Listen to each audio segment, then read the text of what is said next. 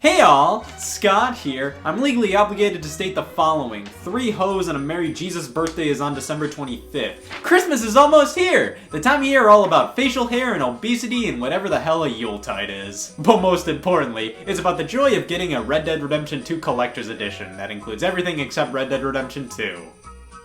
Great! I love Red Dead 2 merchandise, but I just refuse to own the game. Listen, I need a right quick way to prove to everybody that I have copious amounts of money and I hate sex. It's a Christmas miracle! With the announcement of almost every big AAA release these days, word of an expensive collector's edition of the title is sure to follow.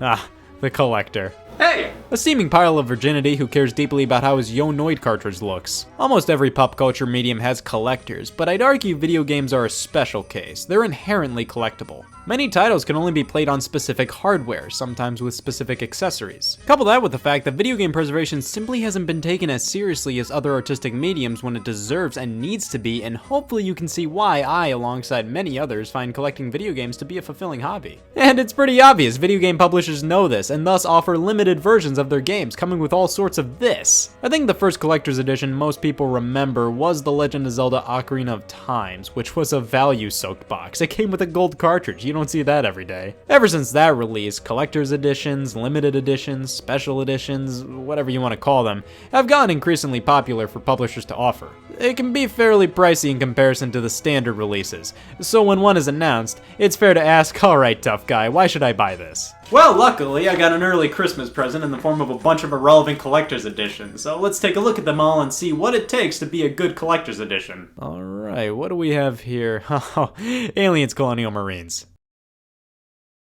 Yeah, this game turned out to be a little too fucking terrible for most people's liking, but we don't care about that. How does this collector's edition stack up? I like the packaging, and this box set comes with some sheets of paper. Paper with words, paper with pictures, even paper with, here you go, some expired DLC codes. Collector's editions that come with DLC just seems like a cheat. Like, come on, that's not collectible, give me something physical. These documents are kinda cool. Aliens fans are sure to get a kick out of them, and by that I mean they'll look at them, smirk, and then never look at them again. We get some patches included as well, but the star of the show is the premium NPVC collectible. That's premium with a capital I mean, overall, this collector's edition isn't too bad. It feels like more thought and care was put into this than the actual game. But it originally retailed for $100, and when you look at it that way, for $40 more, you got an okay figure, some patches, paper, and more weapons in the game.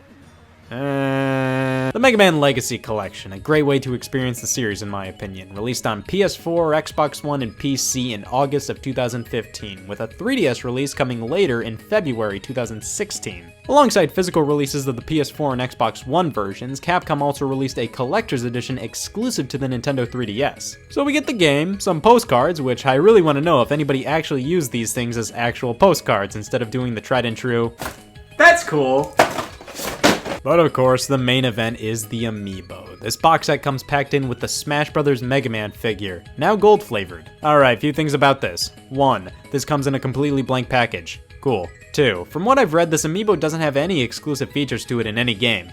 It's just a Mega Man amiibo. You can unlock certain challenges in Legacy Collection with it, but this works with any Mega Man amiibo, so unless you're a die-hard amiibo collector or a huge Mega Man fan, this amiibo is one of the more pointless releases. This was $50 when it released, a solid $20 more than the standard version. Amiibo were all worth $13 back then, so overall the value of this package is $43, and you're spending $7 more for postcards. I bought this when I was still in a bit of an amiibo phase, and I already owned Legacy Collection on the PS4. So really, I didn't play the 3DS version all too much, and already owned a standard Mega Man amiibo. Yeah, safe to say I didn't get a lot of value out of that purchase. Street Fighter Cross Tekken. This comes with 45 gem power-ups, and people still say the economy's in shambles. We get a copy of the game with exclusive cover art that denotes it's the special edition. Well, that's nice. An exclusive prequel story comic book! Well, it's well illustrated, but it's just a part of the instruction manual. Hey, I mean, an upside to this is that it's probably way harder to lose as it's just gonna sit in the game case since it's also a manual, but it also feels like they were cutting some costs. However, it's all about the Street Fighter Cross Tekken arcade cabinet replica piggy bank. How's that for a catchphrase? Well, it's a plastic, non-functioning arcade cabinet you can spank some coins into. You have to assemble this yourself and childbirth, kidney stones, assembling the Street Fighter Cross Tekken arcade bank. This thing is dreadful to put together. You have to apply so much pressure to these pieces, and it never feels like you're doing it correctly. But in the end, it's alright. This is kind of cute. Nowadays, I don't think it's totally out of the question to offer playable mini arcade cabinets in collector's editions, but back in the horrifying year of 2012, this was all they could do.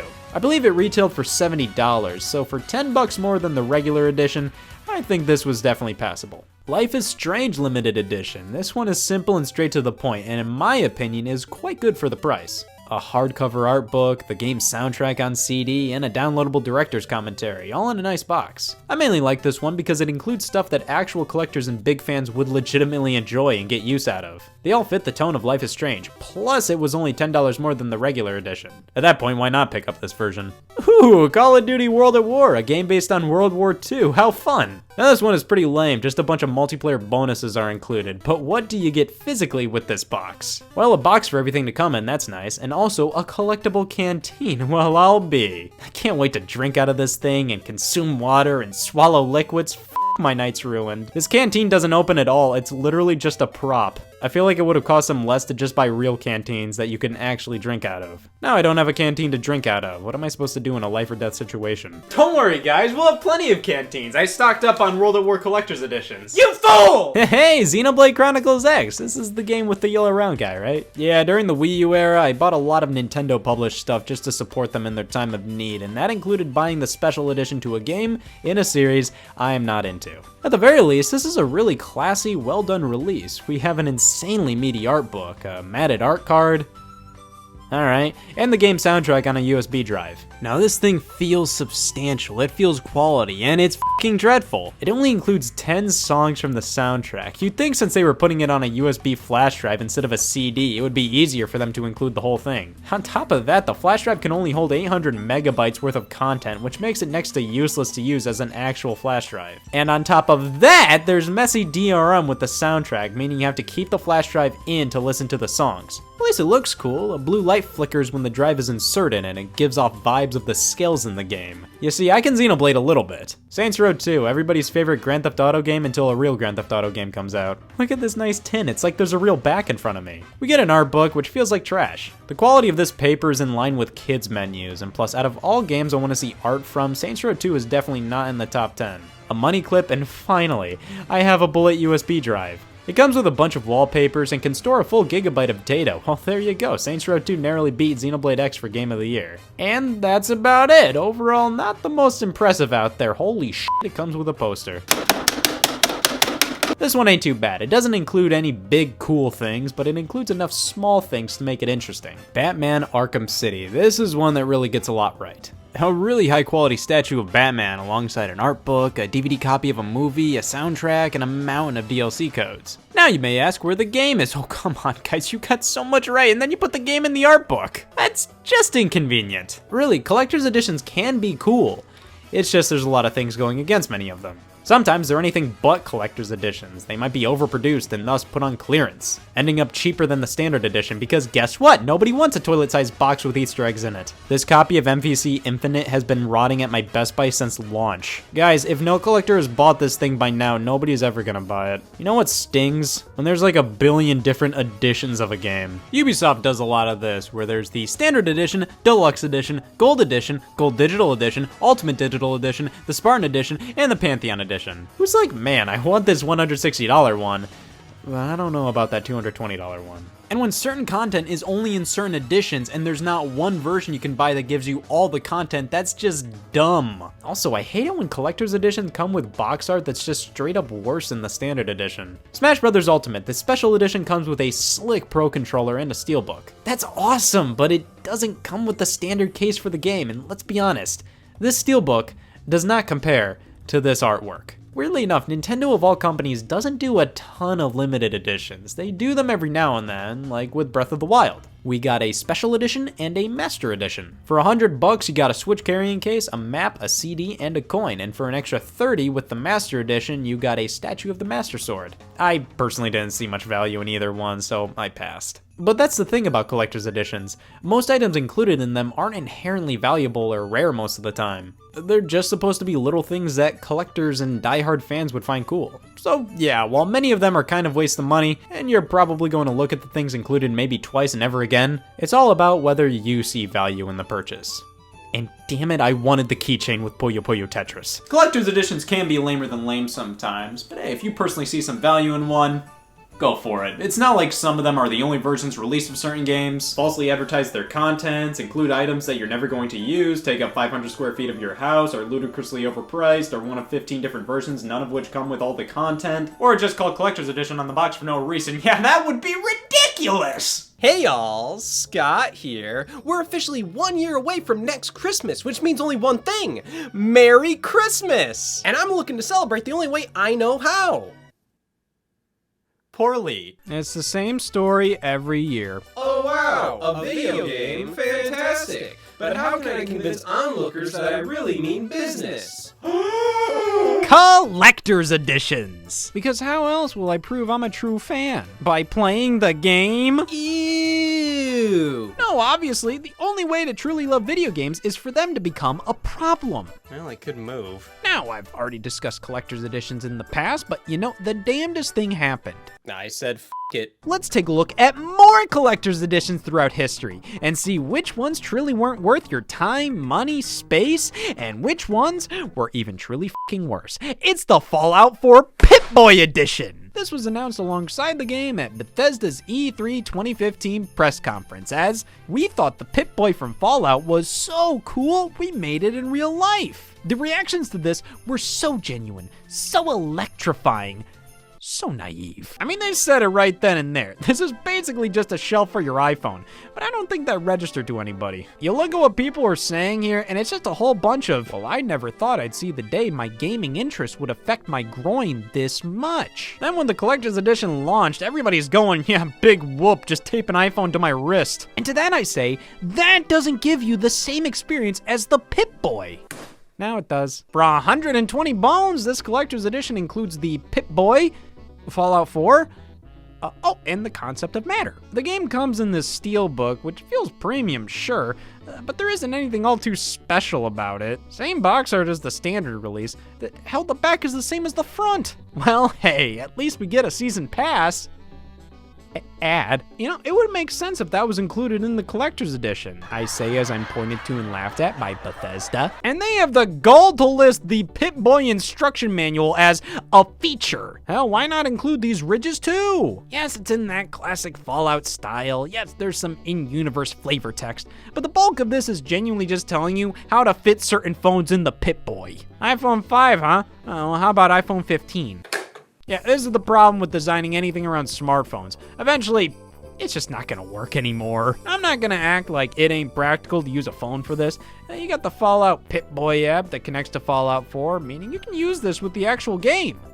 The app. The Pip-Boy app connects to Fallout 4, not the Pip-Boy itself. And the app, it's free for anybody to use. So you're really not missing out on anything here. Hell, I'd say you're better off just not using this thing in general. Do you think this looks like a comfortable way to play Fallout 4? Yeah, the knife in my thigh isn't great, but the Pip-Boy isn't helping. Feels plasticky and cheap as hell.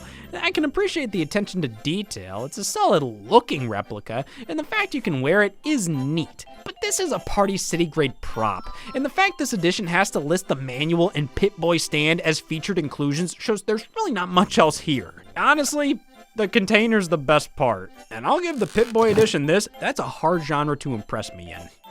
That's middling. Well, hey, how does it stack up against the next game, Fallout 76? The Power Armor Edition, featuring an actual helmet, which, hey, combining this with the Pip-Boy, I am one public episode away from being labeled a menace. Another steelbook, this time including some DLC, which is a nice upgrade from, nothing. A glow-in-the-dark poster, 24 little toy figures, and a canvas bag. And my God, I know there must be something about this bag because I remember seeing article upon article about this thing years ago.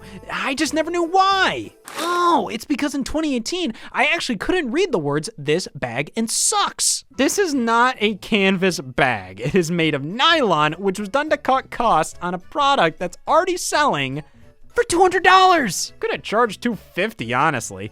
I mean, at 200 bones, this already isn't a sound investment. I don't think anybody was buying this at that price because, my God, the value. So at that point, you might as well charge a bit more if it means you can actually fulfill your promise of a cheap-ass bag. I shouldn't have ever described what material the bag would be to begin with. Bethesda could have just said they were including an ass dog bag and we'd be all good. You can't deny that. After so many complaints, they said, okay, we won't give you a canvas bag, but here's $5 in Fallout 76 cash.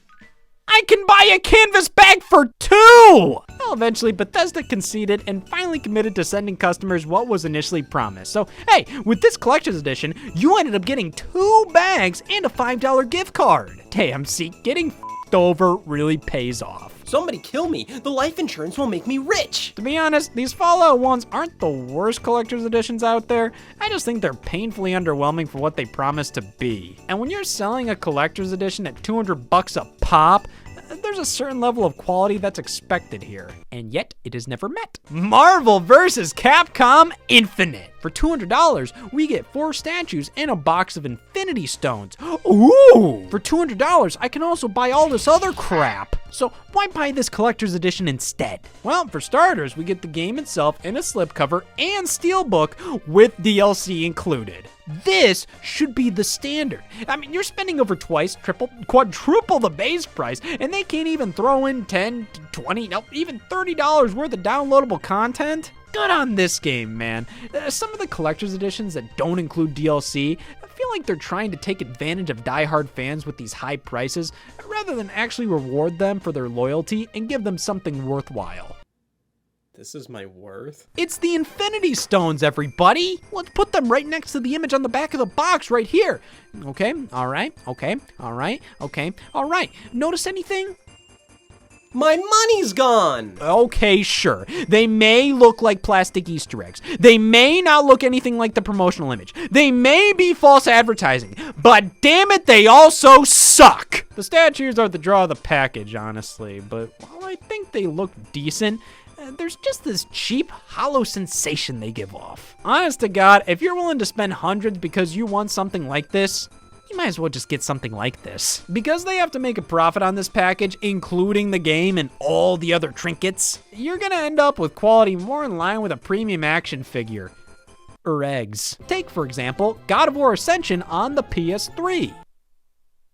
See, more in line with eggs. This retailed for 80 bones, so hey, only $20 more than the base game. What looks better on your shelf? I can't knock on this too much though. I mean, it was only $20 more with the figure plus the steelbook and digital content. Like, you got all future DLC with this thing plus an XP boost for 48 hours in the multiplayer mode. Well, hot damn, that makes this worth it right there, because I derive all my self-worth from God of War Ascension's online multiplayer. This is my worth. The digital soundtrack's pretty tart. I get it. CDs are obsolete, but I'd rather have a physical soundtrack I may barely listen to than digital downloads that hold the same value as something I can look up on YouTube for free. Actually, it doesn't hold that same value because the download code expired. But all in all, I'd say this was a good value. It may not be exciting, but what this is, they can always improve upon things in future releases, especially releases nearly a decade later. Here we have the God of War Ragnarok Collector's Edition from 2022, retailing for, oh boy! These fellas in the 200 plus club always have a lot to prove, so let's see how well it stacks up. We have a steelbook containing... At the very least, they could have included a note. Yeah, this and actually pretty much all of Sony's big PlayStation 5 collector's editions doesn't include a physical game. You get a download code. They still include a steelbook as a joke, and a pretty bad one at that. In hindsight, I also shouldn't have opened up with the joke about whaling. Now, logistically, I understand this is simpler, as this launched on both PS4 and 5. Plus, with PlayStation 5 having the digital-only editions out there, you just make one version for everybody, instead of a separate PS4 release, a PS5 release, a PS5 digital-only release. But at the same time, I'm like, man, if you're a digital-only gamer, why the hell do you want this big-ass thing? Oh, I don't want game discs. Those take up space and they're clunky. Oh, but I'll buy this. The steelbook's inclusion implies to me that they're kind of expecting many collectors will buy this and a normal physical copy of the game. Oh. Well, at 200 big ones without a disc, the rest of the goodies better damn well make up for it. Okay. Dice. Oh man, that's awesome. I actually collect dice. Love the variety now. 2 figure carvings, a replica of Thor's hammer, and a bunch of extra digital garbage. Oh, you bought this for PS5? Here's a theme for your PS4. Thank you for buying a new car.